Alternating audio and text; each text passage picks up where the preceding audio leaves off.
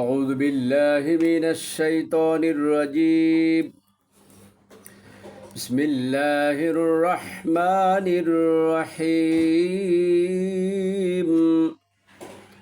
وما خلقنا السماوات والأرض وما بينهما إلا بالحق وإن الساعة لآتية فاصفح الصف الجميل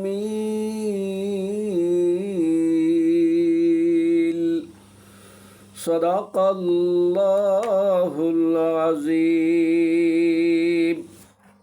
এর অর্থ হচ্ছে আকাশমালা, জমিন এবং এ দুইয়ের মাঝখানে যা কিছু আছে তার কোনোটাই আমি অযথা পয়দা করিনি। অবশ্যই একদিন কিয়ামত আসবে। অতএব হে নবী, তুমি সৌজন্যমূলক আচরণের সাথে ওদের ক্ষমা করো। সূরাতু আল হিজর আয়াত নম্বর 85।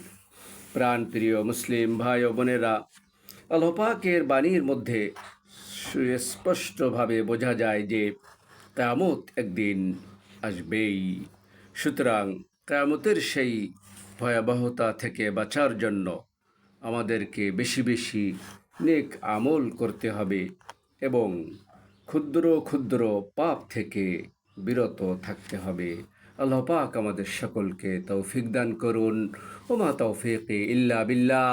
ওয়াসসালামু আলাইকুম ওয়া রাহমাতুল্লাহি তাআলা ওয়া বারাকাতুহু।